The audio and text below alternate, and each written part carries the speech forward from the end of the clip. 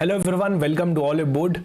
This is February 2025 month का compilation series. So we'll be covering each and every finance current affair जो आपका February 2025 के अंदर आया था. So if you have missed previous videos जो यहाँ पे चैनल पे पोस्ट हुए थे, this is the consolidated video of each and every finance current affair जो आप यहाँ से पूरे February 2025 मंथ के finance current affairs को कवर कर सकते हैं. Let's start the discussion. What is the primary objective of RBI selecting Extro India technology for offline payment testing? So क्या यहाँ पे पर्पस रहा था, प्राइमरी ऑब्जेक्टिव क्या था, आरबीआई ने एक्स्ट्रो टेक्नोलॉजीज को क्यों सेलेक्ट किया था यहाँ पे for offline payment testing? Options यहाँ पे गिवन है, हमने इसके बारे में डिस्कस भी किया था. The correct answer is to enable digital transactions in the area lacking internet connectivity. Which of the following is not a feature of RBI's regulatory sandbox framework? आप सभी लोग जानते हैं आरबीआई का एक रेगुलेटरी सैंडबॉक्स का फ्रेमवर्क है. इनमें से कौन सा एक फीचर नहीं है?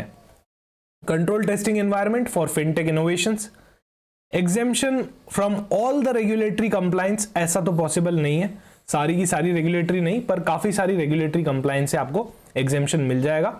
ये एक फीचर नहीं है. बाकी के सारे फीचर हैं जैसे रिस्क मैनेजमेंट असेसमेंट हो गया नए प्रोजेक्ट्स का, राइट, प्रोडक्ट्स का, एलिजिबिलिटी क्राइटेरिया फॉर पार्टिसिपेशन हो गया, टाइम बाउंड से टेस्टिंग हो गया with limited users and number of transaction.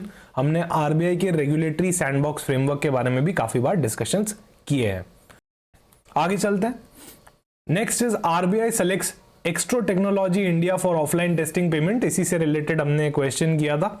तो आरबीआई ने एक्स्ट्रो इंडिया टेक्नोलॉजी को यहाँ पे टेस्ट करने का परमिशन दिया है ऑफलाइन पेमेंट सॉल्यूशन को under the regulatory sandbox framework. ये इनिशिएटिव प्रमोट करेगा डिजिटल ट्रांजैक्शंस को जहां पे इंटरनेट कनेक्टिविटी का बहुत इशू है, राइट. सो इससे फाइनेंशियल इंक्लूजन की तरफ हम जाएंगे.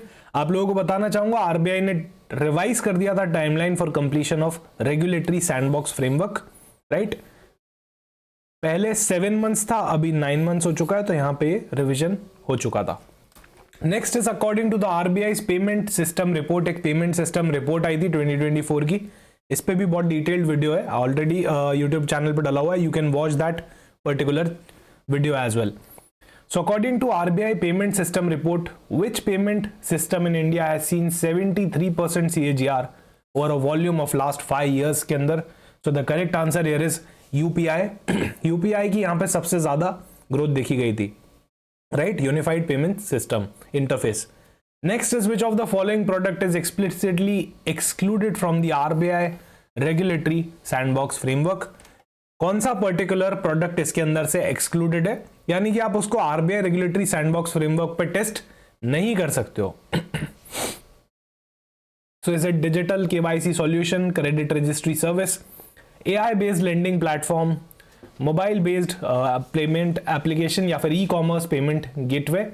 करेक्ट आंसर है यहाँ पे क्रेडिट रजिस्ट्री सर्विसेज. देखो आरबीआई रेगुलेटरी फ्रेमवर्क आपको काफी सारी चीजें टेस्ट करने के लिए देता है, पर कुछ रेस्ट्रिक्शंस भी हैं. ऐसा नहीं कि आप हर चीज टेस्ट कर सकते हो, right. There are certain restrictions as well. If I talk about some of the activities जो आप आरबीआई रेगुलेटरी सैंडबॉक्स पे टेस्ट नहीं कर सकते, so it is credit registry, credit information, cryptocurrency and crypto asset services.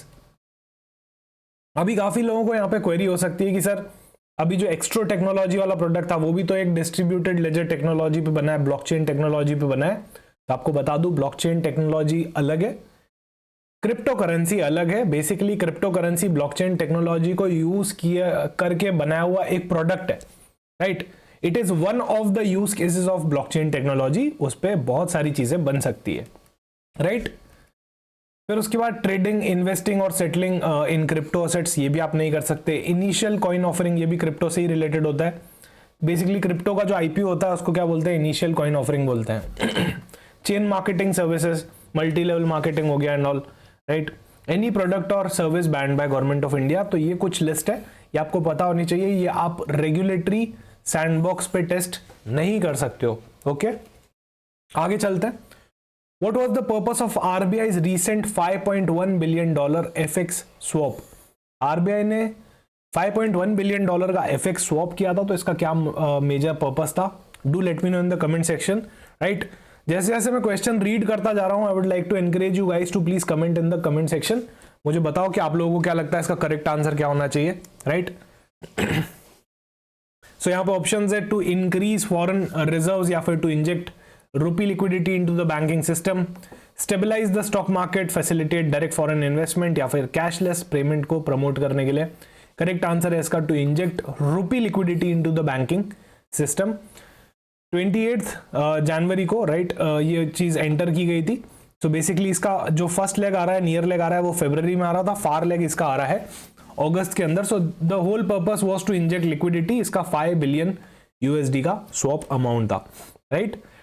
हमने detail में discuss भी किया था कि ये कैसे वर्क करता है, आप वापस वहां पे देख सकते हो। अगर आपको डिटेल वीडियो देखना है तो definitely you can watch it. Which initiative recently launch to provide financial access to rural investor through the mutual funds and term life combo. इनमें से कौन सा एक रिसेंटली लॉन्च्ड इनिशिएटिव था जहां पे आपका म्यूचुअल फंड और टर्म लाइफ इन दोनों का कॉम्बो लॉन्च किया गया था?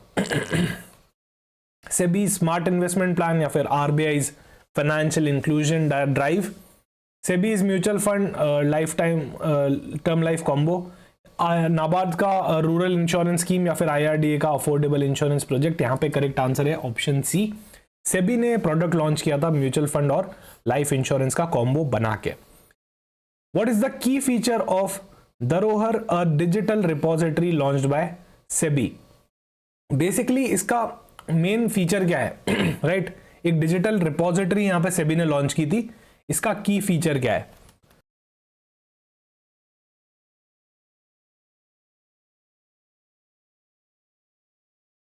So is it a digital investment tracking tool या फिर interactive archive of Indian security market history, blockchain based financial data repository, regulatory compliance management tool या फिर एक centralized database for mutual fund transaction? The correct answer is option B. It's an interactive archive of Indian security market history. यहाँ पे आप पूरी Indian security market की history को जाके देख सकते हो। This is a kind of digital repository. आगे चलते हैं। MobiKwik has launched India's first full-scale CBDC wallet in partnership with which bank? So MobiKwik ने यहाँ पे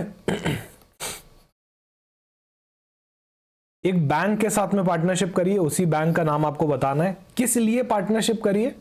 central bank digital currency wallet लेके आने के लिए, राइट। सो यहाँ पे ये इंडिया का सबसे पहला full scale central bank digital currency है, वॉलेट है, राइट। आप सभी जानते हैं आरबीआई ने सेंट्रल बैंक डिजिटल करेंसी निकाला था, तो ये उसी पे बेस्ड एक वॉलेट है। ये न्यूज आपको पता होनी चाहिए, this is very very important, ये आपके एग्जामिनेशन में आ सकता है, राइट। सो ये बैंक कौन सा है? यस बैंक है, option D is correct. Under RBI's revised payment system laws, what is the new maximum penalty limit for contravention? RBI ने पेमेंट सिस्टम लॉस को यहां पे चेंज कर दिया है, रिवाइज कर दिया है। उसके अंदर नई पेनल्टी क्या है for contraventions? What is the new penalty for the contraventions? Do let me know in the comment section.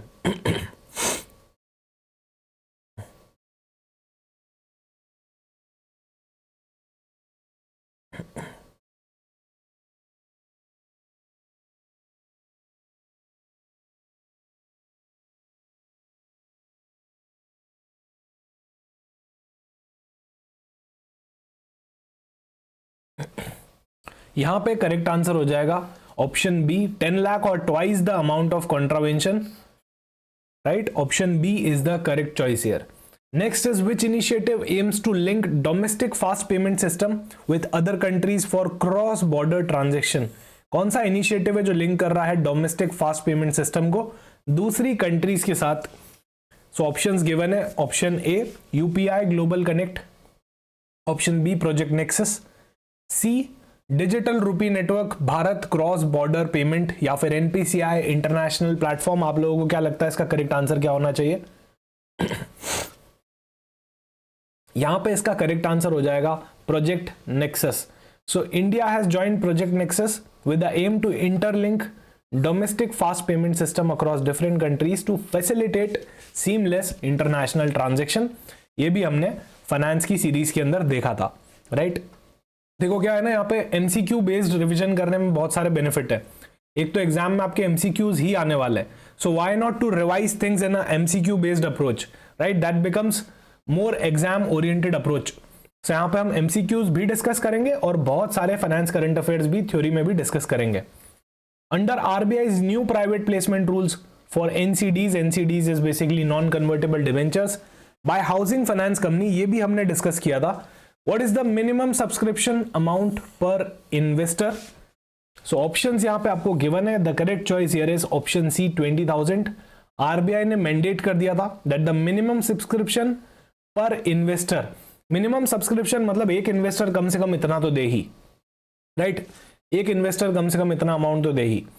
In the private placement से यहां पे कुछ बात हो रही है, एक तो मिनिमम सब्सक्रिप्शन की बात चल रही है, वो भी प्राइवेट प्लेसमेंट में, वो भी हर किसी चीज का नहीं, नॉन कन्वर्टेबल डिवेंचर्स का, ये चीज आपको याद रखनी है, बाय हाउसिंग फाइनेंस कंपनीज। सो उसका अमाउंट क्या है, दैट शुड बी मिनिमम 20,000, उससे नीचे ये नहीं जाना चाहिए, मिनिमम 20,000 तो रहना ही चाहिए। Where has the India's international exchange launched trading in USD denominated Sensex futures and options? So ये चीज कहां पे लॉन्च हुई है? India's international exchange launch trading in USD denominated Sensex related F&O, Mumbai stock exchange, NSC international platform, Singapore exchange, gift Nifty IFSC या फिर Dubai financial market. क्या इसका करेक्ट आंसर होना चाहिए आप लोगों के हिसाब से? देखो यहां पे इसका करेक्ट आंसर हो जाएगा gift city IFSC, right. India's international exchange INX has launched USD denominated BSc derivatives. तो जो बीएससी के डेरिवेटिव्स हैं, F&O कॉन्ट्रैक्ट्स है, वो यूएसडी डिनोमिनेटेड भी लॉन्च किए गए। किसने लॉन्च किए? इंडिया इंटरनेशनल एक्सचेंज में। कहां पे लॉन्च किए हैं? तो गिफ्ट सिटी के अंदर, जहां पे आईएफएससी सिचुएटेड है, वहां पे लॉन्च किए हैं, राइट। सो ये चीज हमने बहुत ही डिटेल में फाइनेंस करंट अफेयर में भी पढ़ी थी कि इंडिया इंटरनेशनल एक्सचेंज ने क्या लॉन्च किया है, सेंसेक्स F&O कॉन्ट्रैक्ट्स लॉन्च किए हैं, that too USD denominated and that too in the GIFT City, right. IFSC आपको बताना चाहूंगा इंटरनेशनल फाइनेंशियल सर्विस सेंटर है, जो कि गिफ्ट सिटी के अंदर ऑपरेट किया जाता है, right. What is the maximum daily transaction limit for MobiKwik's e rupee wallet? MobiKwik का जो ई रूपी वॉलेट है, उसकी मैक्सिमम डेली ट्रांजैक्शन लिमिट कितने रुपए तक सेट की गई है? The correct answer here is 50,000। हमने डिस्कस किया था पर ट्रांजैक्शन लिमिट है 10,000 और टोटल ट्रांजैक्शन लिमिट है यहाँ पे, डेली ट्रांजैक्शन लिमिट 50,000। सो एक दिन में आप 50,000 से ज्यादा नहीं कर सकते और पर ट्रांजैक्शन आप 10,000 से ज्यादा नहीं कर सकते। What is the name of India's first lender on the GeM Sahay 2.0 platform utilising the OCEN framework? कौन सा यहाँ पे फर्स्ट लेंडर है जो कि GeM सहाय पोर्टल 2.0 पे आया है, जो OCEN फ्रेमवर्क को यूटिलाइज कर रहा है? The correct answer is 121 finance. इसके बारे में भी हमने डिस्कस किया था। This is basically RBI registered NBFC।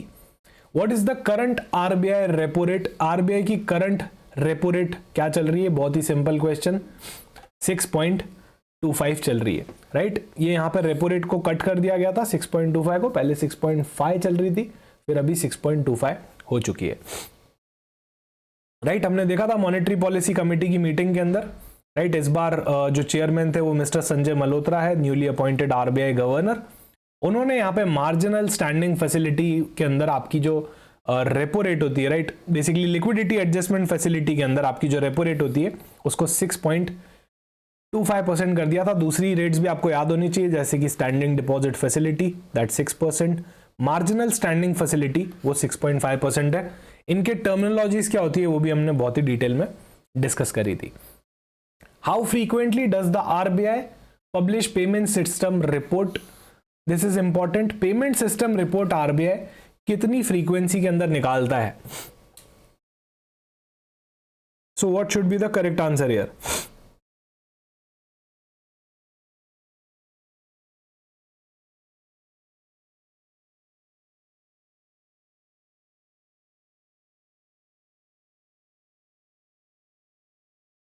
क्या इसका करेक्ट आंसर होना चाहिए?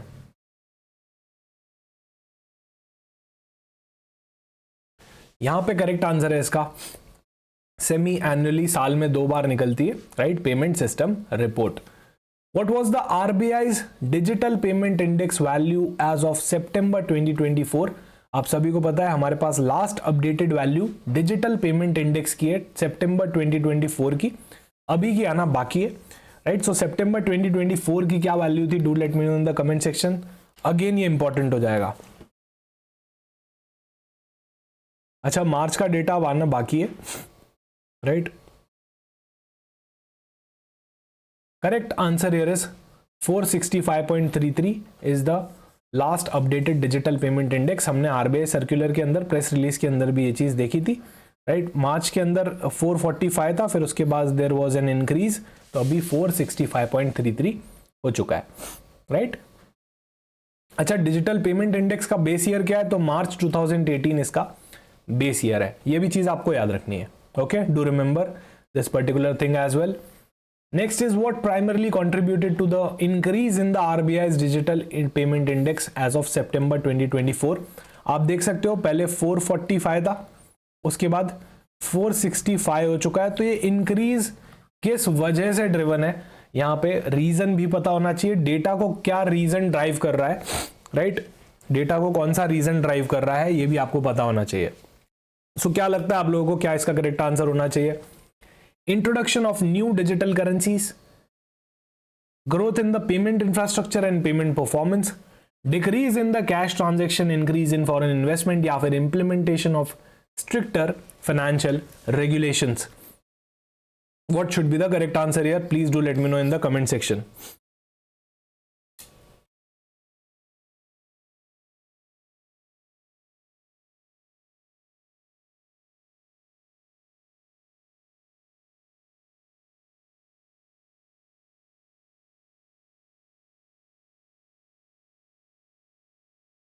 यहां पे इसका करेक्ट आंसर क्या होने वाला है? देखो यहां पे सर्कुलर के अंदर ही आपको क्लियरली, प्रेस रिलीज के अंदर ही आपको क्लियरली गिवन है, the increase in RBI DPI index was driven by growth in payment infrastructure and payment performance, जिसको हम मल्टीपल टाइम्स डिस्कस कर चुके हैं।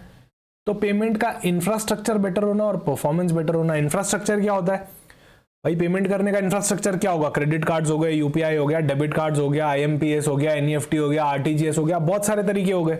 ये सब इंफ्रास्ट्रक्चर के अंदर आता है कि पे करें कैसे, राइट। सिटी ए से सिटी बी जाने के मल्टीपल रोड्स हो सकते हैं, सो दैट्स इंफ्रास्ट्रक्चर। वैसे ही पेमेंट करने के बहुत सारे मेथड्स हो सकते हैं।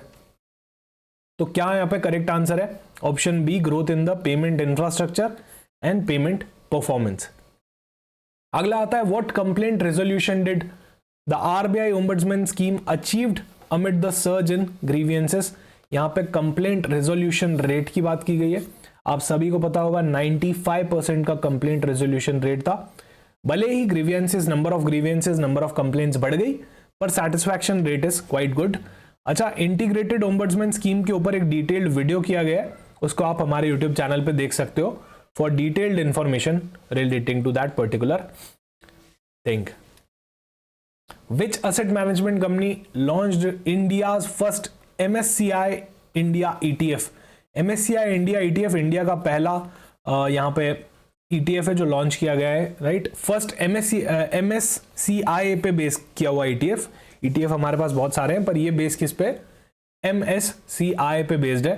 सो the correct answer here is Kotak Mahindra asset fund. हमने यहाँ पे देखा था, right. Kotak Mahindra asset management company ने क्या लॉन्च किया है? इंडिया का पहला MSCI India exchange traded fund launch किया है।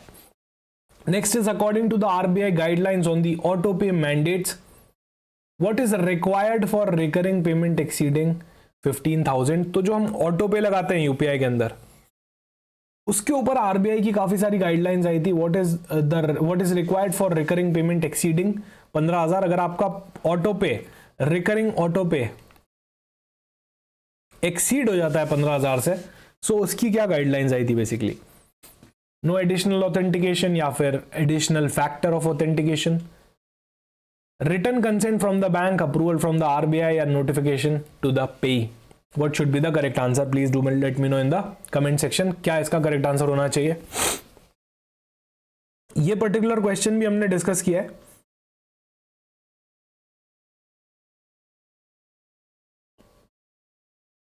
यहां पे इसका करेक्ट आंसर हो जाएगा option B, additional factor authentication. तो अगर ऑटोपे का अमाउंट 15,000 से ऊपर चला गया और ये रिकरिंग पेमेंट है, राइट, तभी तो ऑटोपे लगाया है हमने, तो ये 15,000 से ऊपर जाते ही आपको एडिशनल फैक्टर ऑथेंटिकेशन AFA करना होगा।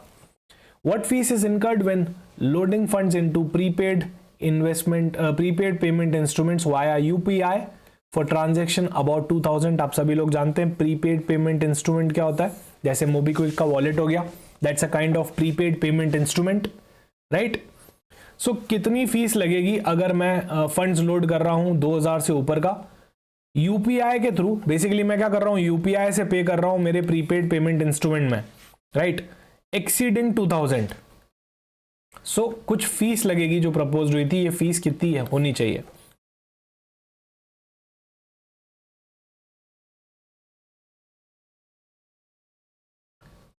फीस का परसेंटेज कितना होना चाहिए? Correct answer here is 1.1%। सो अगर आप PPI के अंदर लोड कर रहे हो, दैट टू वाया UPI, सो आपको यहाँ पे 1.1% का चार्ज देना पड़ेगा अगर आपका ट्रांजेक्शन अबाउट 2,000 हो रहा है तो। As per the SEBI's new framework for algorithm trading, जिसको हम एल्गो ट्रेडिंग भी बोलते हैं, यहाँ पे बेसिकली बॉट्स अपने आप ट्रेड ले लेते हैं, एल्गोरिथम्स ऑलरेडी डिफाइंड होते हैं, उनके क्राइटेरिया के बेसिस पे ऑटोमेटिकली बॉट ट्रेड ले लेते हैं। लेट सपोज अगर मैं एक एल्गो बनाता हूं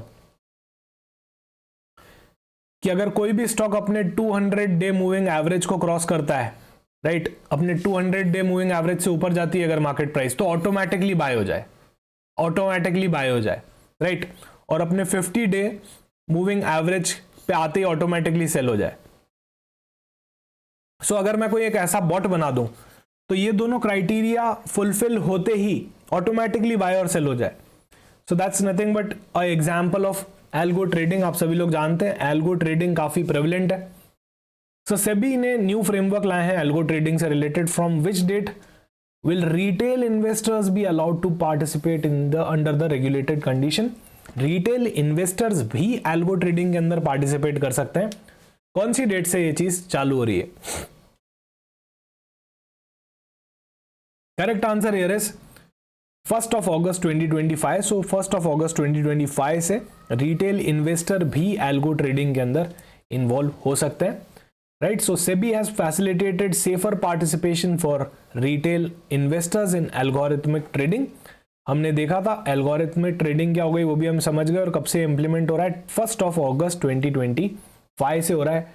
अभी ये कोई मजाक की बात नहीं है, देखो इसके अंदर बहुत सारे क्राइटेरियाज लगाए हैं, कंडीशंस लगाई है सेबी ने, क्योंकि रिटेल इन्वेस्टर्स इन्वॉल्व हैं, छोटे इन्वेस्टर्स इन्वॉल्व हैं, that's why. What is the primary objective of SEBI's newly launched MITRA platform? आप सभी लोग जानते हैं सेबी ने नया प्लेटफॉर्म लॉन्च किया है, this is important again, right, Mitra platform. तो उनका प्राइमरी ऑब्जेक्टिव क्या था इसके पीछे? उनका प्राइमरी ऑब्जेक्टिव क्या था यहाँ पे?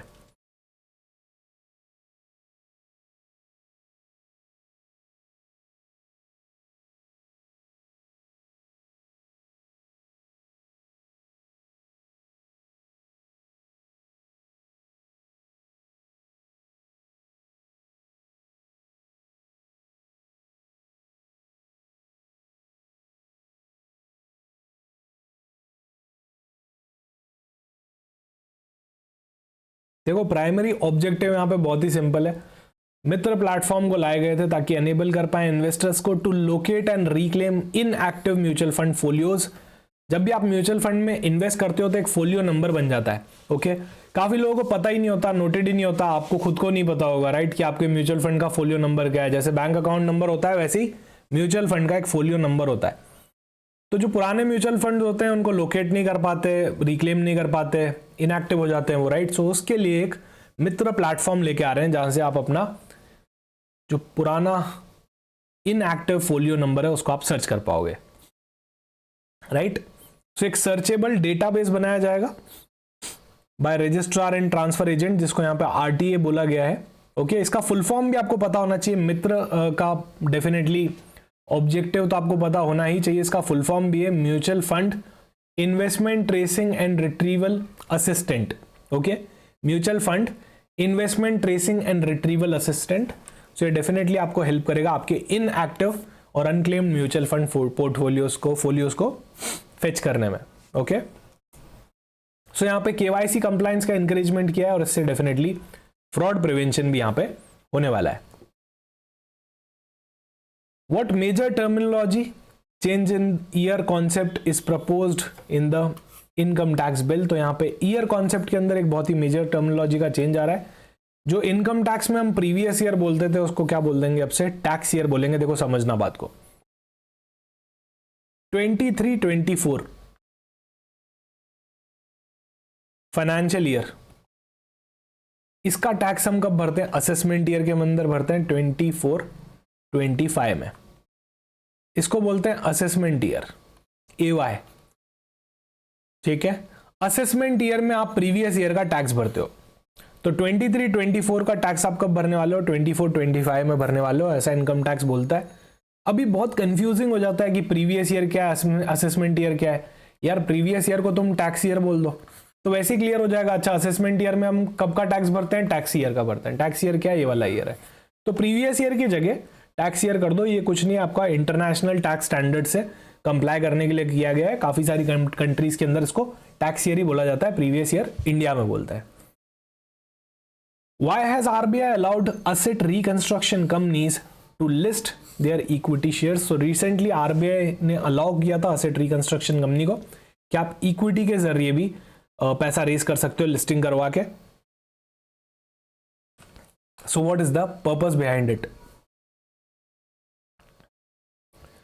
Basically 300 करोड़ का नेटवर्थ रिक्वायरमेंट उनको मार्च 2026 से पहले फुलफिल करना है, उसी को एनकरेज करने के लिए यहाँ पे किया गया था। What is the main goal of 100 million credit facility agreement between SIDBI and AFD? इसका मेन गोल क्या है, $100 मिलियन का एक एग्रीमेंट हुआ है, credit facility agreement SIDBI and AFD के अंदर। सो इसका मेन रीजन क्या था, बूस्टिंग इंटरनेशनल ट्रेड या फिर financing rural infrastructure projects or providing green finance solution to MSMEs, strengthening the microfinance institution या फिर supporting fintech startups? क्या इसका मेन गोल था? Please let me know in the comment section.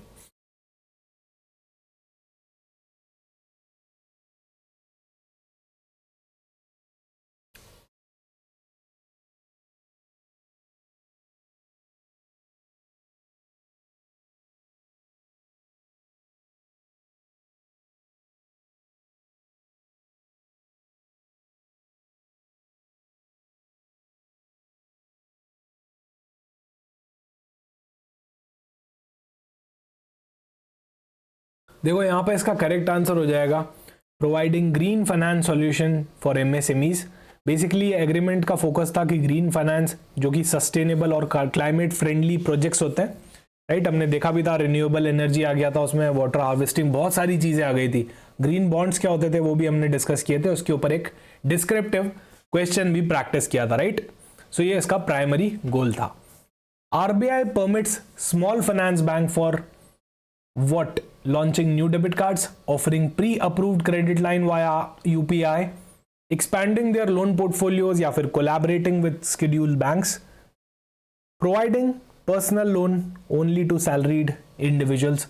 so यहाँ पे RBI ने recently permit किया था small finance bank को, obviously for offering pre-approved credit lines via UPI।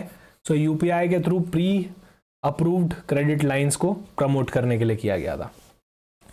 SEBI grants the first RIA license to which of the following? So SEBI ने अभी finance influencers यानी कि फिनफ्लुएंसर्स पे काफी सारे नॉर्म्स लेके आए थे, राइट। तो RIA का एक कॉन्सेप्ट लेके आए थे, तो पहली ऑर्गेनाइजेशन कौन सी बन गई है RIA के अंदर रजिस्टर करने के लिए? किस ऑर्गेनाइजेशन ने रजिस्टर कर लिया है एज RIA इधर?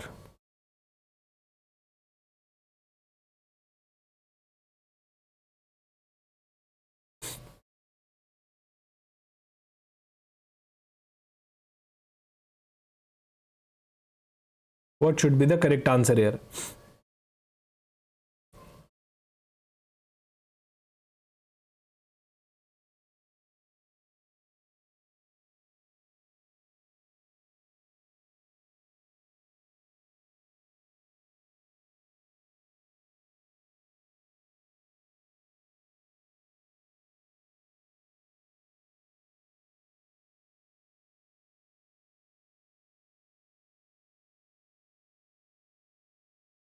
यहाँ पे इसका करेक्ट आंसर है 1% क्लब, राइट। आप सभी लोग जानते होंगे 1% क्लब RIA का लाइसेंस उनको सबसे पहली बार मिला है सेबी के अंदर, right. NaBFID sanctions 2000 crore loan for the purpose of which of the following? So obviously for development of Blackstone backed data center in Navi Mumbai, ये भी हमने डिस्कस किया था। Which bank launched specialized banking services for senior citizens? अभी एक particular bank ने specialised banking service निकाली है, that too for senior citizens, जिसका करेक्ट आंसर है IDFC first bank. That too we have discussed in the finance current affairs series.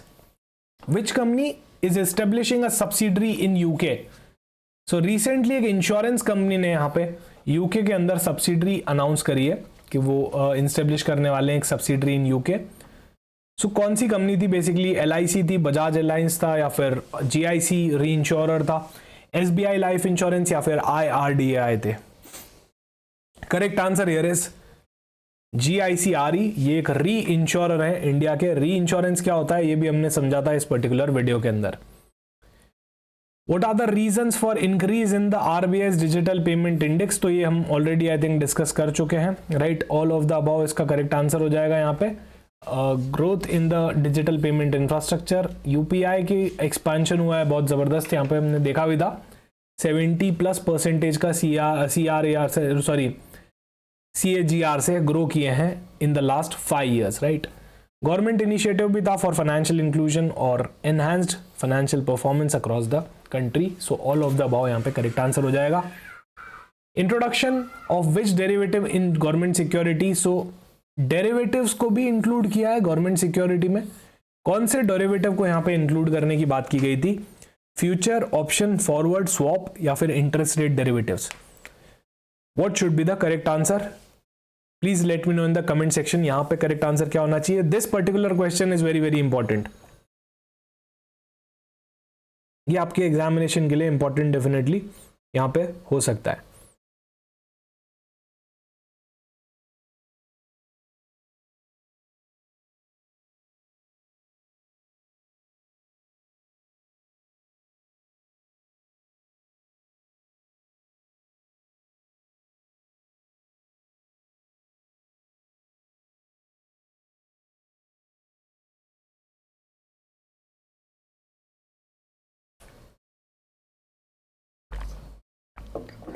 यहां पे इसका करेक्ट आंसर हो जाएगा फॉरवर्ड कॉन्ट्रैक्ट। तो फॉरवर्ड कॉन्ट्रैक्ट्स को गवर्नमेंट सिक्योरिटीज के अंदर इंक्लूड किया गया था। Access of NDS-OM platform is now granted to, तो एक NDS-OM प्लेटफॉर्म निकाला गया था, उसका एक्सेस अब किसको दे दिया गया है? RBI रेगुलेटेड कमर्शियल बैंक्स को, SEBI registered non bank brokers को, या फिर FII रिटेल इन्वेस्टर, या फिर insurance company? What should be the correct answer here? The correct answer here is SEBI registered non-bank brokers. RBI has introduced which domain for banks? So RBI ने recently domains निकाले हैं banks के लिए कि अगर आप एक बैंकिंग कंपनी हो तो आपको ये वाला डोमेन ही लेना पड़ेगा, राइट। सो डोमेन मतलब बेसिकली आपका वेबसाइट का नाम, उसके आगे जो .in .com वो सब आता है, that's nothing but your domain. So यहाँ पे कंपल्शन कर दिया है बैंक ने कि अब अगर आप एक बैंकिंग कंपनी हो तो आपको यही डोमेन यूज करना पड़ेगा। This step is just to reduce the financial frauds. यहां पे इसका करेक्ट आंसर है bank.in is the correct domain for the banks. Option D is the right answer. Next is RBI। अभी RBI ने bank के लिए तो bank.in निकाला है, तो NBFCs के लिए भी एक पर्टिकुलर डोमेन निकालने की बात करी है, जिसका करेक्ट आंसर होना चाहिए fin.in, right. Option E is the correct choice. अभी काफी सारे लोगों को लग रहा होगा कि NBFC.in होगा, पर नहीं, fin.in है। ये दोनों क्वेश्चन बड़े इंपॉर्टेंट है फ्रॉम योर एग्जामिनेशन पर्सपेक्टिव। भले आप कोई भी एग्जाम दे रहे हो अभी जिसमें फाइनेंस रिलेटेड करंट अफेयर आ रहे हो, राइट, स्पेशली RBI इनसे भी, तो वहां पे आपके लिए ये बहुत इंपॉर्टेंट हो जाएंगे। Cross border transactions are now mandated for which framework? तो अब अगर आप कोई क्रॉस बॉर्डर ट्रांजैक्शंस कर रहे हो तो वो कौन सा फ्रेमवर्क वहां पे फॉलो करना पड़ेगा? एंटी फाइनेंशियल अब्यूज, या फिर anti money laundering act, FATF guidelines, या फिर ऑटोमेटिक फंड ऑथराइजेशन और क्रॉस बॉर्डर पेमेंट रेगुलेशन? इसके बारे में भी हमने डिस्कस किया था। The correct answer is option D, automatic fund authorisation. Right. So यहाँ पे आरबीआई का एक प्रेस रिलीज आया था, statement on development and finance on and regulatory policies. यहाँ पे 3 चीजों पे एड्रेस किया था, फाइनेंशियल मार्केट्स, साइबर सिक्योरिटी और पेमेंट सिस्टम पे, राइट। फाइनेंशियल मार्केट में हमने देखा था कि फॉरवर्ड कॉन्ट्रैक्ट को गवर्नमेंट सिक्योरिटीज के अंदर इंक्लूड कर दिया गया था। 7 फरवरी को ये प्रेस रिलीज आया था, बहुत ही डिटेल में हमने पढ़ा था, right. So this forward contract का गवर्नमेंट सिक्योरिटीज के अंदर आना will enable the long term investors such as insurance funds to manage their interest rate risk across interest rate cycles. फिर उसके बाद NDSOM के बारे में भी हमने क्वेश्चन किया था, जिन लोगों को नहीं पता है, NDSOM is basically negotiated dealing system order matching. ये एक इलेक्ट्रॉनिक ट्रेडिंग प्लेटफॉर्म है सेकेंडरी मार्केट ट्रांजेक्शन्स के लिए इन गवर्नमेंट सिक्योरिटी। तो अगर आपको कोई सेकेंडरी मार्केट ट्रांजेक्शन करना है इन गवर्नमेंट सिक्योरिटी तो आपको ये पर्टिकुलर प्लेटफॉर्म का यहाँ पे यूज करना पड़ेगा। इसका एक्सेस जो है वो अभी फिलहाल रेस्ट्रिक्टेड है, right. It's available only to regulated entities and to client of banks and stand alone primary dealers को। इसका एक्सेस बढ़ाने के लिए हमने किसको परमिट किया था, non bank brokers registered with SEBI. जो नॉन बैंक ब्रोकर्स हैं जो सेबी के साथ रजिस्टर्ड है वो भी डायरेक्टली अब एक्सेस कर सकते हैं negotiated dealing system order matching को, ओके। सो बेसिकली एक इलेक्ट्रॉनिक ट्रेडिंग प्लेटफॉर्म है जहां पे आप G-SEX यानी कि गवर्नमेंट सिक्योरिटीज की सेकेंडरी मार्केट ट्रांजेक्शन्स कर सकते हो, राइट। फिर उसके बाद डोमेन्स की बात हुई थी, तो यहाँ पे आरबीआई ने क्या कर दिया है, बैंक को अगर आप, ये बहुत इंपॉर्टेंट है, तो आपको बैंक.in वाला डोमेन यूज करना पड़ेगा, और अगर आप NBFC हो तो यहाँ पे आपको fin.in वाला डोमेन यूज करना पड़ेगा, ये कंपलसरी कर दिया गया है, ओके।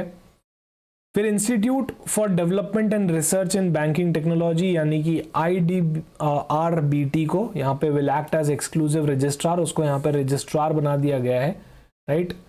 वो यहाँ पे इंश्योर करेंगे कि ये कंप्लायंस हो रही है कि नहीं हो रही है। उसके बाद पेमेंट सिस्टम की अगर हम बात करें तो एडिशनल फैक्टर ऑथेंटिकेशन डाला है, AFA डाला है। अगर आप क्रॉस बॉर्डर ट्रांजेक्शन्स कर रहे हो, राइट, तो यहाँ पे एक एडिशनल सिक्योरिटी लेयर डाल दी है एडिशनल फैक्टर ऑथेंटिकेशन की। इन सब चीजों पे हमने क्वेश्चंस यहाँ पे अभी भी जस्ट किए थे। उसके बाद आपको बताना चाहूंगा सेबी के अंदर एक नए चेयरपर्सन आ चुके हैं, राइट। सो नए चेयरपर्सन का नाम है मिस्टर तुहिन कांता पांडे, राइट। सो इनका टेन्योर 3 इयर्स रहने वाला है, और इनका अपॉइंटमेंट किसने किया है, appointment committee of the cabinet ने किया है, ACC ने किया है। यहाँ पे आप ये पर्टिकुलर अपॉइंटमेंट लेटर भी देख सकते हो। So the appointment committee of the cabinet ACC has approved the appointment of Mr. Tuhin Kanta Pandey. So he was an IAS officer, right? उनका यहाँ पे अपॉइंटमेंट कंफर्म कर दिया गया है। What action did RBI take on the risk weight of bank loans to NBFCs and MFI in the latest circular? Recently फरवरी के अंदर एक सर्कुलर आया था, वहां पे बैंक लोन और NBFC के अंदर जो रिस्क वेट है, राइट, जो बैंक लोन देता है NBFCs को, तो NBFC का अभी क्या है, थोड़ा सा हाई रिस्क की लोन माना जाता है जस्ट बिकॉज उसके रिस्क वेट बहुत ज्यादा है। तो इस पर्टिकुलर सर्कुलर में आरबीआई ने क्या यहाँ पे बेनिफिट दिया है NBFCs को और MFIs को। सो उन्होंने क्या किया था, रीइंस्टेट कर दिया था प्रीवियस लेवल पे। पहले लेवल कम था रिस्क वेट का, फिर उन्होंने बढ़ा दिया था, अभी वापस back to pavilion, back to previous levels यहाँ पे कर दिया गया है। Option B is the correct answer. Which of the following statement about RBI's decision to reduce the risk weights on bank loans to NBFC and MFI is correct? तो जो bank है वो लोन दे रहा है NBFC को, MFI को, और risk wait अब कम कर दिए हैं। सो उससे क्या होने वाला है, will it reduce the liquidity constraint and enhance credit flow? Definitely होने वाला है, लिक्विडिटी अच्छी हो जाएगी, लिक्विडिटी कंस्ट्रेंट नहीं रहेगा, क्रेडिट फ्लो बेटर हो जाएगा NBFC और MFI के अंदर, तो ये तो होने वाला है, ये तो सही है। Will it increase the capital reserve? No. Will it discourage lending to? No. Discourage कैसे हो जाएगा यार, यहाँ तो इंकरेज हो रहा है। Increase the risk weight from 50% to 125? No. Will it restrict unsecured loans from banks? No. Option A यहाँ पे करेक्ट आंसर हो जाएगा, राइट। रिस्क वेट को कम करने की वजह से क्रेडिट फ्लो बेटर हो जाएगा और लिक्विडिटी काफी अच्छी बनी रहेगी। How does reducing the risk wait, अभी रिस्क वेट को कम किया, सो उससे CRAR पे क्या इंपैक्ट आ गया? आप सभी जानते हैं CRAR मतलब capital to risk weighted asset ratio होता है, CRAR, राइट। इसका फॉर्मूला क्या होता है? Basically capital divided by risk weighted asset, right. तो अभी रिस्क वेटेड एसेट्स को हमने क्या कर दिया? कम कर दिया। सो डिनोमिनेटर को अगर कम कर दिया तो ओवरऑल CRAR क्या हो जाएगा? बढ़ जाएगा, CRAR बेटर हो जाएगा। और जितना अच्छा CRAR है मतलब उतनी बढ़िया आपकी कैपिटल है, राइट, फेस कर सकती है कोई भी इशू आए तो। सो ऑप्शन बी इधर करेक्ट हो जाएगा, increase in the CRAR as bank holds fewer risk weighted asset. Denominator कम हो गया तो ओवरऑल रेशियो तो इंक्रीज ही होगा ना यार। बहुत ही सिंपल क्वेश्चन है।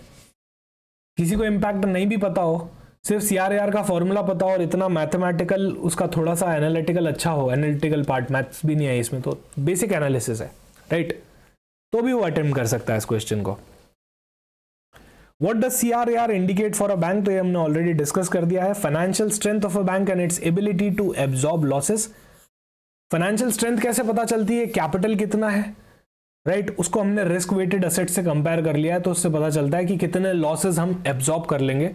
यही CRAR रेशियो का मतलब होता है। ओके, सो हमने रिसेंटली पढ़ा था RBI reduces the risk weight on bank loans to NBFCs and MFI। तो यहाँ पे रिस्क वेट को वापस रीइंस्टेट कर दिया था, रिड्यूस कर दिया था, जो पुराने लेवल थे उसके ऊपर लेके वापस चले गए थे, राइट। पहले क्या किया था ना, अनसिक्योर्ड लोन्स टू NBFCs और उन पे 125% का रिस्क वेट पे बढ़ा दिया था, 25% से बढ़ा दिया था, उसको वापस कम कर दिया है, वापस रिवर्स कर दिया है, राइट। सो इससे लिक्विडिटी एनहांस हो जाएगी और क्रेडिट फ्लो बेटर होगा। ओके,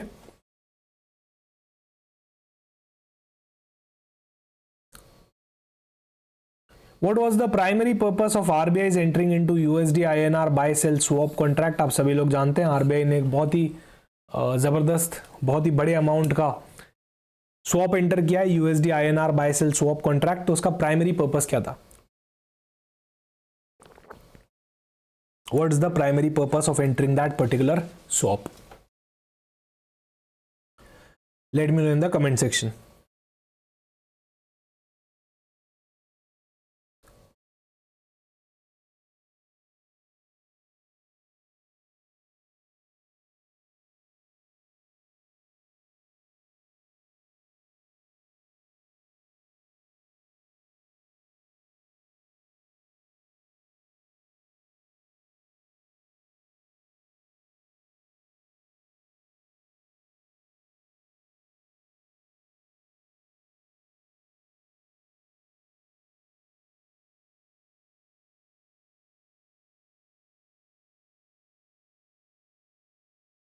यहां पे इसका करेक्ट आंसर क्या हो जाएगा?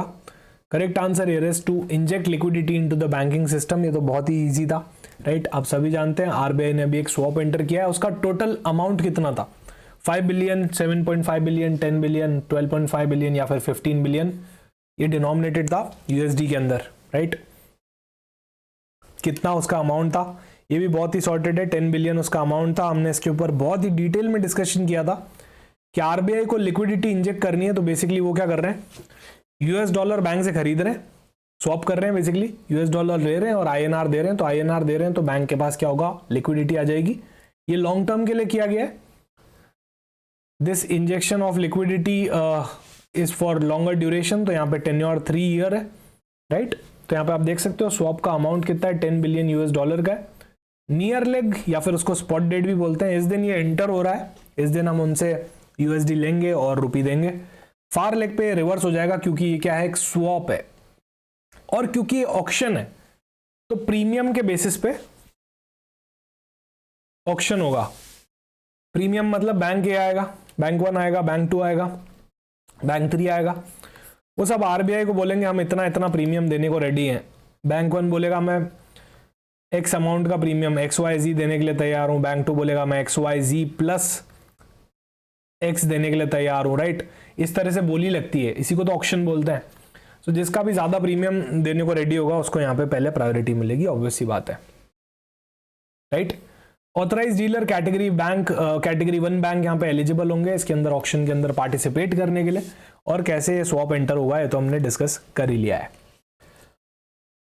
मिनिमम बिड साइज इसका क्या है, यूएसडी 10 मिलियन है और उसके बाद multiples of 1 million USD thereafter है, राइट। इसके लिए फर्स्ट लेग के लिए अभी क्या हो रहा है देखो, आप यूएस डॉलर ये ले रहे हो, बदले में आप आईएनआर दे रहे हो, तो एक एक्सचेंज रेट होनी चाहिए ना, तो वो कौन सी रेफरेंस रेट होगी, तो FBIL की एक्सचेंज रेट और रेफरेंस रेट होगी, राइट, डेट ऑफ ऑक्शन पे, ओके।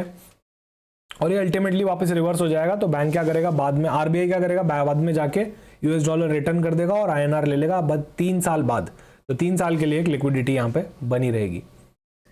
पेमेंट एग्रीगेटर क्या होता है, what is payment aggregator, everyone in the comment section. बहुत ही सिंपल कॉन्सेप्ट है और बहुत इंपॉर्टेंट भी आपके एग्जामिनेशन के लिए। सो यहाँ पे पेमेंट एग्रीगेटर्स कौन होते हैं,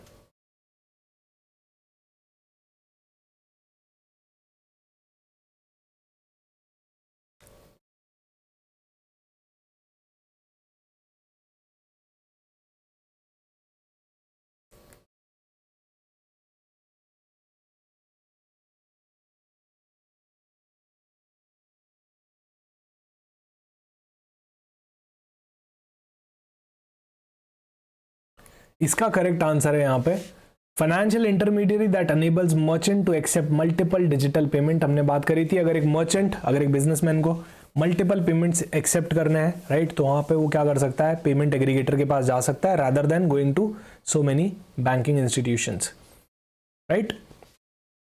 Which organization recently received RBI approval to operate as payment aggregator? Recently एक ऑर्गेनाइजेशन को आरबीआई का अप्रूवल मिला है कि वो पेमेंट एग्रीगेटर बन सकते हैं। कौन सी ऑर्गेनाइजेशन है, पेटीएम, रेजर पे, इजी बस या फिर सीसी एवेन्यू या फिर फोन पे।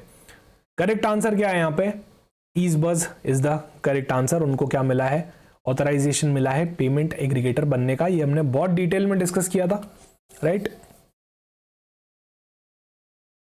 पेमेंट एग्रीगेटर क्या होता है, बेसिकली एक फाइनेंशियल इंटरमीडियरी होते हैं जो अनेबल करते हैं मर्चेंट को काफी सारे डिजिटल पेमेंट्स एक्सेप्ट करने के लिए, ताकि मर्चेंट को अलग अलग बैंक्स के पास नहीं जाना पड़े या पेमेंट सर्विस प्रोवाइडर के पास नहीं जाना पड़े, right. Next, India's inflation decline to what percent in January 2025? The correct answer here is 4.31% पे आ चुका है, जो कि एक बढ़िया बात है, इन्फ्लेशन कम हो रहा है, राइट।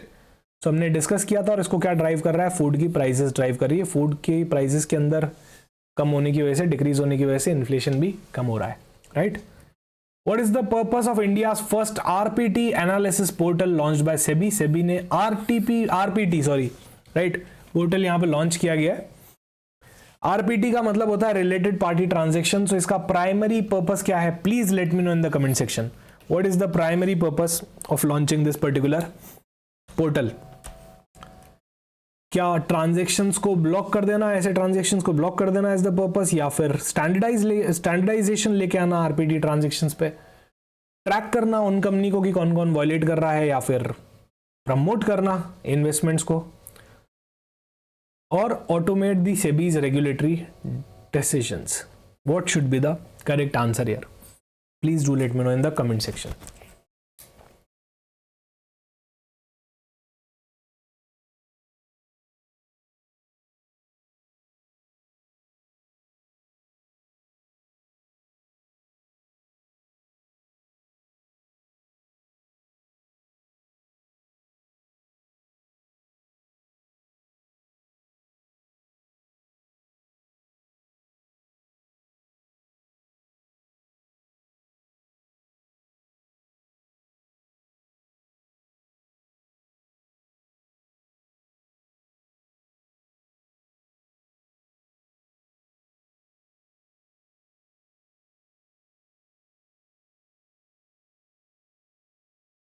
यहां पे इसका करेक्ट आंसर हो जाएगा ऑप्शन बी, स्टैंडर्डाइजेशन लेके आना, ताकि रिलेटेड पार्टी का डिस्क्लोजर बेटर वे में हो पाए। What major reforms has SEBI introduced regarding the related party transaction? So new disclosure standards आ चुके हैं जो ट्रांसपेरेंसी को एनहांस कर देंगे, right. So we have discussed in the finance current affairs की सेबी ने अप्रूव किया है enhanced disclosure standards for related party transaction. अगर कोई ऑर्गेनाइजेशन अपनी रिलेटेड पार्टी से ही डील कर रही है, ट्रांजेक्शन कर रही है, वहां पर रिस्क क्या है, बहुत बढ़ जाता है। जान पहचान गए, कुछ ना कुछ ट्रांजेक्शन में कर सकता है, राइट। सो इसका एनहांस्ड डिस्क्लोजर लेके आने पे सेबी ने काफी सारा यहाँ पे अप्रूवल दिया है, काम किया है। Okay, what is charge back in the context of UPI transaction? Charge back का क्या मतलब होता है यूपीआई ट्रांजेक्शन के अंदर? सो बहुत ही सिंपल है, इसके बारे में हमने डिस्कशन भी किया था। Option C, reversal of completed UPI transaction due to a dispute. कोई डिस्प्यूट हो गया, उसके यूपीआई ट्रांजेक्शन को कंप्लीटली रिवर्स कर देना, that is nothing but charge back of UPI transaction. NPCI ने एक नया सिस्टम बनाया है, दिस इज इंपॉर्टेंट। उसके अंदर चार्ज बैक को कैसे हैंडल किया जाएगा, please let me know in the comment section. कैसे चार्ज बैक को हैंडल किया जाएगा इस नए सिस्टम के अंदर? What's the correct way here?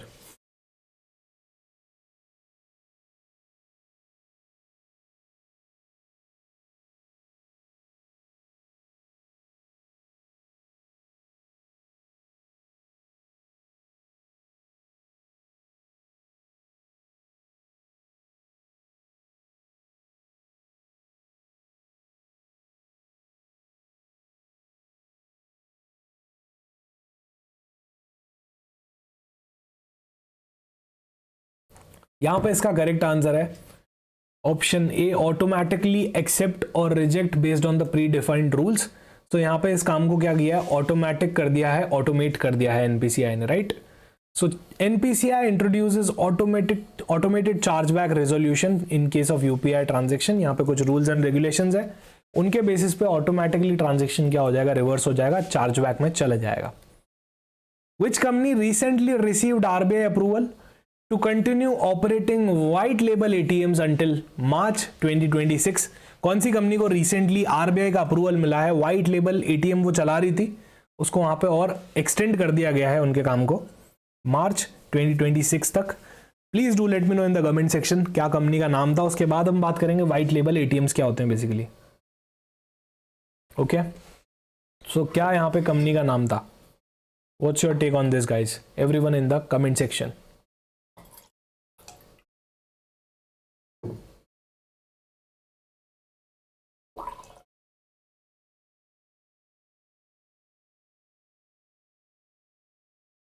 उस कंपनी का नाम था basically Vakrangee limited, right. Option B is the correct choice. White label ATM क्या होते हैं? ऐसे एटीएम्स होते हैं जो owned and operated by a non banking entity होते हैं। मान लो एक रूरल एरिया या सेमी अर्बन एरिया के अंदर बैंक्स को एटीएम खोलना है, तो अब इतने सारे बैंक्स अलग अलग एटीएम खोलें, उससे बेटर है कि वो क्या करें, एक व्हाइट लेबल एटीएम का हेल्प ले लें, राइट। तो एक नॉन बैंकिंग कंपनी ने वहां पे एटीएम खोल लिया, बाकी सारे बैंक्स उसी पर्टिकुलर एटीएम के थ्रू अपना काम चला रहे हैं। So RBI extends Wakrange's authorization to operate as white label ATMs until March 2026। ये न्यूज़ थी और हमने बहुत ही डिटेल में यहाँ पे डिस्कस किया था कि बेसिकली व्हाइट लेबल ATMs आखिर होते क्या हैं। How much has the international financial corporation invested in India? So international finance corporation ने इन्वेस्ट किया है, that too in sustainability linked bonds, road infrastructure के लिए। उसका अमाउंट कितना था? तो 860 crore was the amount, right. So यहां पे हमने देखा था कि आईएफसी ने इन्वेस्ट किया है सस्टेनेबिलिटी लिंक्ड बॉन्ड्स के अंदर, that too for the building road infrastructure. आप सभी जानते होंगे international financial corporation of international finance corporation एक मेंबर है वर्ल्ड बैंक ग्रुप की, राइट। सो इसी के लिए यहाँ पे इन्वेस्टमेंट हुआ था। आपको नाम पता होना चाहिए और आपको पर्पस पता होना चाहिए यहाँ पे। अच्छा, सरसाई का फुल फॉर्म क्या होता है? तो ये भी हमने डिस्कस किया था। What's the full form of CERSAI? It's central registry for of securitisation, asset reconstruction and security interest of India. Option D इसका करेक्ट आंसर है, राइट। आप सभी को बताना चाहूंगा, ये डिस्कस किया था। Decentro launched India's first self hosted CKYC solution. Decentro एक कंपनी ने, एक फिनटेक प्लेटफॉर्म है, उसने लॉन्च कर दिया इंडिया का first self hosted CKYC solution. CKYC is basically central know your customer, right. अब सरसाई के बारे में तो पता होना चाहिए, अगर CKYC के बारे में पता है तो बेसिकली CKYC एक सेंट्रलाइज्ड डिजिटल KYC रिपोजिटरी है। किसी एक फाइनेंशियल इंस्टीट्यूशन ने आपकी KYC को CKYC प्लेटफॉर्म पे डाल दिया, राइट, तो वो उस प्लेटफॉर्म पे हमेशा रहेगी। बाकी के फाइनेंशियल इंस्टीट्यूशंस उसको डायरेक्टली CKYC प्लेटफॉर्म पे जाके यूज कर सकते हैं। ये मैनेज करता है CERSAI. CERSAI is basically central registry of securitisation, asset reconstruction and security interest of India. इसका फुल फॉर्म आपको पता होना चाहिए। CKYC का फुल फॉर्म, उसका कॉन्सेप्ट भी आपको पता होना चाहिए, राइट। सो इसके बारे में हमने बहुत डिटेल में डिस्कशन किया था कि CKYC का डेटाबेस क्या होता है, 14 डिजिट नंबर, यूनिक नंबर होता है एक CKYC नंबर, राइट, और क्यों इसको हम लेके आते हैं। वापस से वो डिस्कशन नहीं कर रहा because this is revision session. यहाँ पे हम रिविजन कर रहे हैं, राइट। विजन तो हमने ऑलरेडी कर लिया था, यहाँ हम वापस उस चीज को रिविजन कर रहे हैं, विजन में लेके आ रहे हैं। तो मैं पूरा का पूरा आपको वापस अगर पढ़ के बताऊंगा तो इट मेक्स नो सेंस। यहाँ पे हम फटाफट से ट्राई करना चाहते हैं कि फरवरी के अंदर जितने भी फाइनेंस करंट अफेयर्स आए हैं उनको हम क्विकली 1-1.5 घंटे के अंदर रिवाइज कर लें, right. What is the IRDA initiative बीमा ट्रिनिटी फोकसेस ऑन। तो यहाँ पे IRDA ने एक बीमा ट्रिनिटी करके एक इनिशिएटिव निकाला था, राइट। यहाँ पे 3 मेन कंपोनेंट की बात की गई थी, just to increase the insurance penetration and accessibility, in 3 component के द्वारा। तो बी ऑप्शन यहाँ पे करेक्ट आंसर होगा। आपको बताना चाहूंगा बीमा ट्रिनिटी इनिशिएटिव के अंदर क्या 3 चीजें थी। सबसे पहला बीमा सुगम, बीमा विस्तार और तीसरा बीमा वाहक।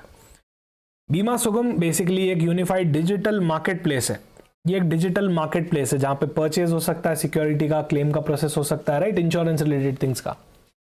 बीमा विस्तार ये कॉम्प्रिहेंसिव इंश्योरेंस प्रोडक्ट है जो लाइफ, एक्सीडेंट, प्रॉपर्टी, हॉस्पिटलाइजेशन, बहुत सारे तरीके के अलग अलग इंश्योरेंस लेने पड़ते हैं, इन सबको कंबाइन कर देता है बीमा विस्तार और एक ही इंश्योरेंस होता है, ठीक है। तो ये वन स्टॉप सॉल्यूशन बन गया एक तरह से इंश्योरेंस का।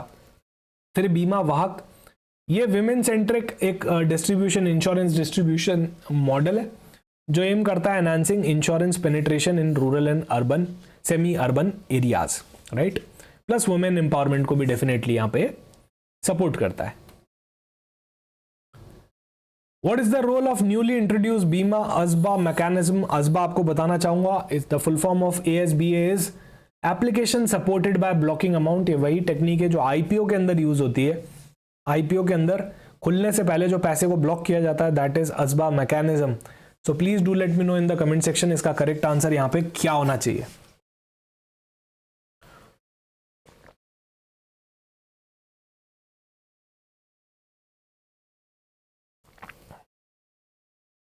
What should be the correct answer here?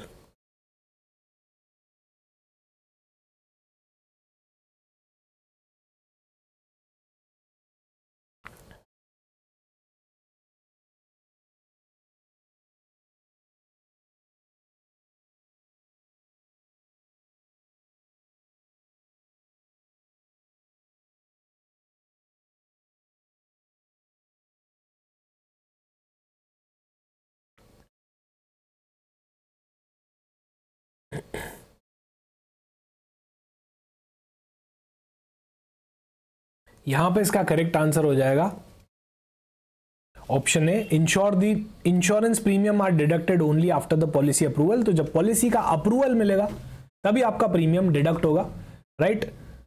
सो यहां पे इसका कोर पर्पस हो जाएगा। इसके बारे में भी हमने डिटेल में डिस्कशन किया था। अच्छा, अगर UPI के थ्रू हो रहा है तो ये कौन सी टेक्नोलॉजी पे बेस्ड होगा?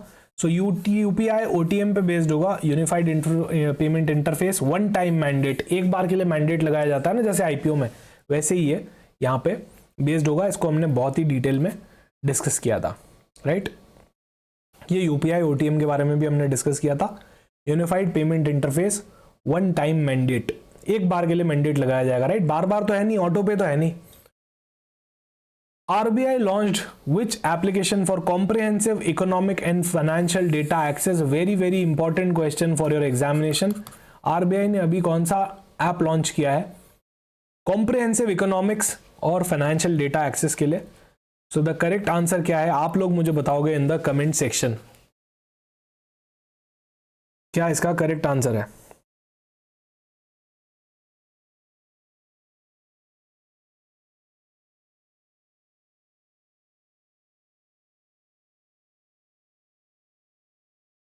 यहां पे इसका करेक्ट आंसर है option C, RBI data, right. So आप भी ये डाउनलोड कर सकते हो और इकोनॉमिक और फाइनेंशियल डेटा से अपडेटेड रह सकते हो। सो RBI ने लॉन्च किया इकोनॉमिक डेटा, एक ऐप है सो जो कॉम्प्रिहेंसिव इकोनॉमिक और फाइनेंशियल डेटा एक्सेस देती है। यहाँ पे डेटा ऐसे बिल्कुल नॉर्मल फॉर्मेट में नहीं फीचर किया जाता है, यहाँ डेटा विजुअलाइजेशन किया जाता है, राइट। चार्ट फॉर्मेट्स में, बार कोड्स के, बार चार्ट्स के अंदर, पाई चार्ट्स के अंदर, right, that's data visualisation. What is the name of the app launched by the NSDL and CDSL to enhance investment management? अभी CDSL वाली चीज़ों के लिए मुझे CDSL के प्लेटफॉर्म पे जाना पड़ता है, NSDL के वालों के लिए NSDL के प्लेटफॉर्म पे जाना पड़ता है। इन दोनों ने कंबाइन करके ही एक ऐप लॉन्च कर दी है, जहाँ पे मुझे CDSL NSDL दोनों के अकाउंट दिख जाएंगे। सो मुझे कमेंट सेक्शन में ज़रूर बताओ कि क्या उस एप्लीकेशन का नाम है। ये भी एक इम्पॉर्टेंट है, बट ये सेबी के हिसाब से ज़्यादा इंपॉर्टेंट हो जाएगा। RBI में भी हो सकता है, सेबी के लिए तो फॉर श्योर ये एक इंपॉर्टेंट क्वेश्चन बनता है। Okay, related to finance current affairs, क्योंकि ये सारी डिपॉजिटरीज को अल्टीमेटली सेबी ही गवर्न करता है। Correct answer here is unified investor application, option C.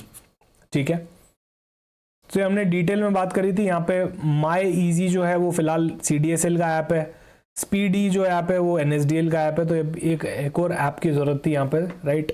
So unified investor app लेके आए दोनों को कंबाइन करके, राइट। तरुण योजना जो निकाली थी, राइट, AMFI ने, उसका प्राइमरी ऑब्जेक्टिव क्या था? तरुण योजना का प्राइमरी ऑब्जेक्टिव क्या था? Do let me know in the comment section.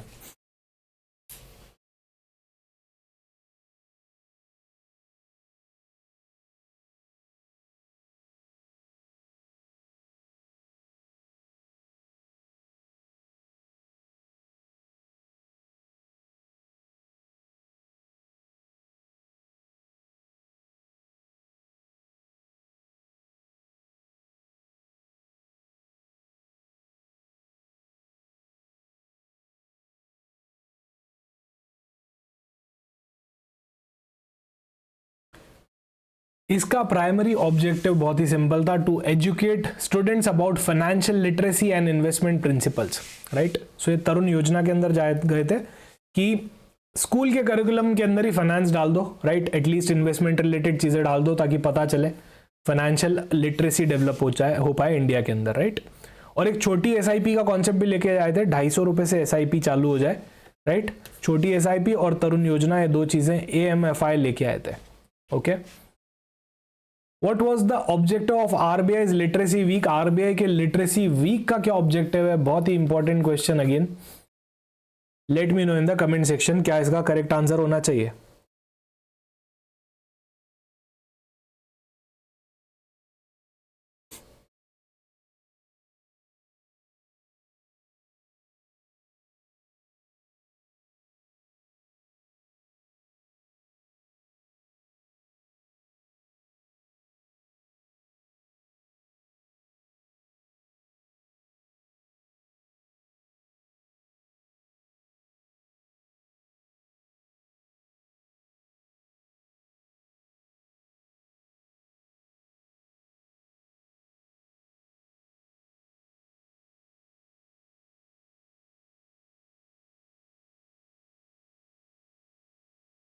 What should be the correct answer here?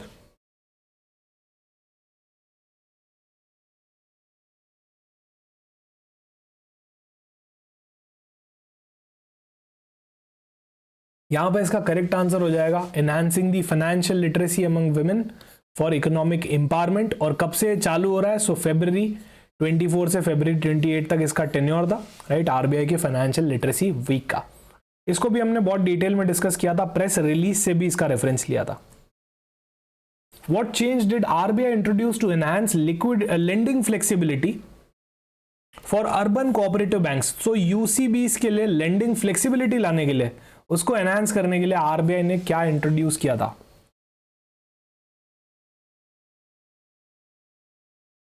कौन सा यहां पे मेजर इंट्रोड्यूस किया था? Here the correct answer is increased loan limit for housing finance. Loan की limits को यहां पे बढ़ा दिया था, राइट। अच्छा, लिमिट्स के बारे में भी डिस्कस कर लेते हैं, फिर आपको एट अ ग्लांस में सारी लिमिट्स बता देता हूं। So under RBI's new guideline, what maximum housing loan limit for Tier 4 urban cooperative banks? Tier 4 urban cooperative banks के लिए क्या मैक्सिमम लिमिट थी हाउसिंग लोन की? The correct answer is 3 crore. So Tier 3 के लिए 3 करोड़ थी। What is the new aggregate exposure limit for UCBs to the real estate sector? Real estate sector के अंदर उनका कितना एक्सपोजर हो सकता है, excluding the individual housing loan. Individual housing loan को हम रियल एस्टेट में अभी नहीं गिन रहे for the purpose of this particular transaction, right. नई लिमिट कितनी थी? तो 5% ऑफ द टोटल लोन नई लिमिट थी। आप लोगों को बताना चाहूंगा यहाँ पे आरबीआई ने एनहांस किया है lending flexibility for urban cooperative bank. कैसे एनहांस किया है? एक तो small value loan if they do not exceed 25 lakh, एक क्राइटेरिया डाला कि ये स्मॉल वैल्यू लोन है।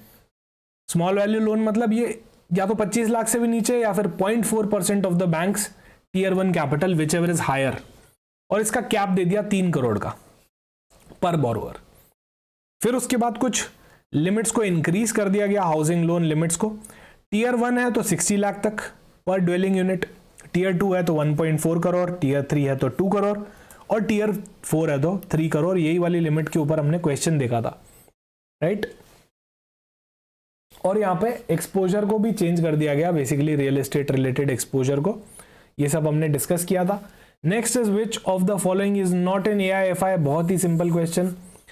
नैपफिड एआईएफआई है, एक्जिम एआईएफआई है, सिडबी एआईएफआई है, आईडीबीआई एक एआईएफआई नहीं है। Sir AIFI all India financial institution होते हैं, नाबार्ड भी एक एआईएफआई है, right. All India financial institution इन पांचों को बता रखा है, ओके। कौन सा स्टेटमेंट यहां पे करेक्ट नहीं है रिगार्डिंग एआईएफआई? एआईएफआई रेगुलेट करते हैं आरबीआई, तो करेक्ट है। AIFI except public deposits like commercial bank, बिल्कुल भी नहीं, ये फॉल्स है, ये फॉल्स है। मतलब करेक्ट आंसर क्या हो जाएगा इसका? बी हो जाएगा, क्योंकि हमसे यही पूछा है कौन सा फॉल्स है। AIFI focus on long term financing sectors like infrastructure, MSME. Yes, infrastructure पे नैपफिड फोकस करता है, एमएसएमई पे सिडबी करता है, तो बात तो सही है। नाबार्ड एग्रीकल्चर पे करता है और एक्सपोर्ट इंपोर्ट पे एक्जिम बैंक करता है। AIFI rely on market borrowing, सही बात है। Government funding, RBI refinance, yes. EXIM, NABARD, NHB, SIDBI, NaBFID are classified as AIFI, yes, correct. So option B यहाँ पे करेक्ट चॉइस हो गया। ऑप्शन बी एक एआईएफआई का फीचर नहीं है। नैपफिड पार्टिसिपेट कर सकता है फाइनेंशियल मार्केट में जैसे कि एआईएफआई कर सकते हैं, क्योंकि नैपफिड भी एक एआईएफआई है, राइट। सो आरबीआई ने रिसेंटली क्लैरिफाई किया था कि वो क्रेडिट डिफॉल्ट स्वैप और रेपो ट्रांजैक्शन दोनों के अंदर ही एंटर कर सकता है, क्योंकि सारे एआईएफआई कर सकते हैं। ई कूपर क्या होता है? बेसिकली एक आरबीआई का कोर बैंकिंग सॉल्यूशन है फॉर गवर्नमेंट ट्रांजैक्शंस। इसके बारे में भी हमने डिटेल में डिस्कस किया था। What is required of asset reconstruction company regarding the membership of CIC? Credit information company पे एक बहुत ही बढ़िया सर्कुलर आया था, राइट, मास्टर डायरेक्शन आया था, उसको हमने डिस्कस किया था। तो एआरसी हो तो सभी सीआईसी के अंदर आपको रजिस्ट्रेशन लेना पड़ेगा, become member of all the CIC, बात खत्म। What is the mandated frequency for asset reconstruction company to update the information they collect with regard to credit information company as per the revise guidelines? तो हमने देखा था कि fortnightly basis पे यहाँ पे सबको कंप्लाइंस करना पड़ेगा। अच्छा, वन टाइम मेंबरशिप फीस कितनी थी? तो वो थी 10,000 रुपए की, राइट। और एनुअल मेंबरशिप फीस भी थी 5,000 की, ये भी हमने डिस्कस किया था। डेटा क्वालिटी इंडेक्स का यहाँ पे क्या फंक्शन रहता है, क्या फंक्शन रहता है, राइट। मास्टर डायरेक्शंस के अंदर आया था। सो क्या इसका मेजर फंक्शन रहता है? बेसिकली एक्यूरेसी और कंप्लीटनेस ऑफ डेटा को चेक करना। सो ऑप्शन सी यहाँ पे करेक्ट आंसर है कि जो डेटा सबमिट हुआ है क्रेडिट इंफॉर्मेशन वो एक्यूरेट भी है और कंप्लीट भी है कि नहीं, राइट। कितना कंपनसेशन मिल जाएगा कस्टमर को if the credit institution fails to update their credit information within 30 days of the complaint? Complaint करी उसके 30 दिन के अंदर भी क्रेडिट इंस्टीट्यूशन फेल हो गया क्रेडिट इंफॉर्मेशन को अपडेट करवाने में, सो यहाँ पे कितना कंपनसेशन मिल जाएगा? 100 रुपए पर डे का मिल जाएगा, ये भी हमने डिस्कस किया था। फिर मास्टर डायरेक्शन आया था। अभी क्या हो रहा है, आरबीआई के सर्कुलर्स चल रहे हैं जो फरवरी के अंदर आए थे वो वाले, राइट। सो सारे क्वेश्चंस वहां से। सो इस पर्टिकुलर कंपाइलेशन वीडियो में आपके सारे फाइनेंस रिलेटेड करंट अफेयर्स हो गए, वो हम डिस्कस कर लेते हैं।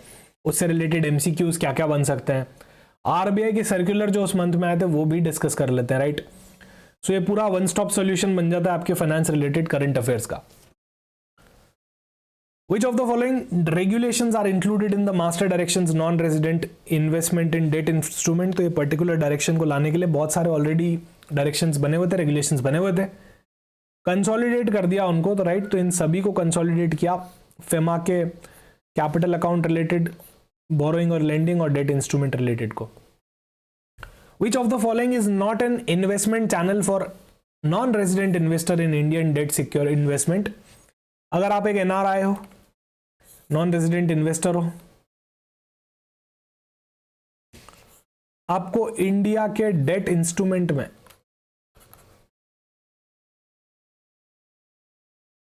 यानी कि डिवेंचर हो गए, बॉन्ड हो गए, उनमें इन्वेस्ट करना है, तो आपके पास कौन सा रूट है? तो बहुत सारे रूट्स गिवन है. उन रूट्स में से कौन सा एक जेन्युइन रूट नहीं है? General, FAR, VRR, PSL route. Obviously PSL route एक जेन्युइन रूट नहीं है. प्रायोरिटी सेक्टर लेंडिंग कुछ और होता है, राइट, वो इस वाले से रिलेट नहीं करता है यहां पे. What is the investment limit in FPI in outstanding stock of central government securities under general route? तो यहां पे इन्वेस्टमेंट की लिमिट क्या गिवन है?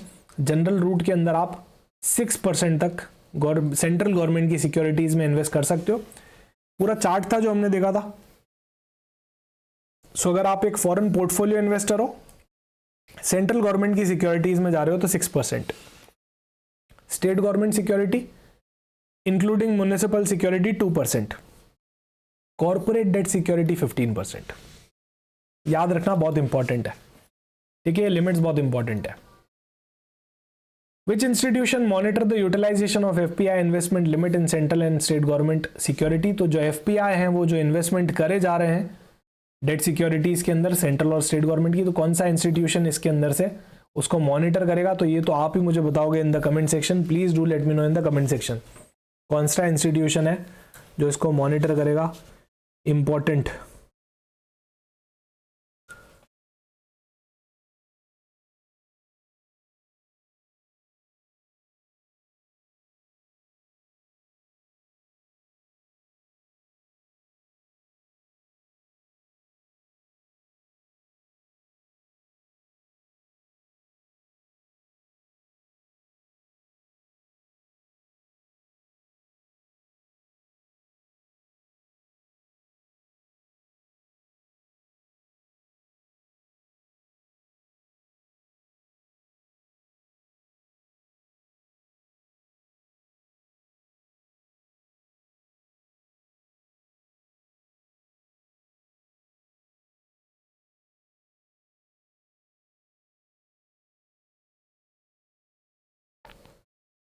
इसका करेक्ट आंसर है यहां पे क्लियरिंग कॉर्पोरेशन ऑफ इंडिया.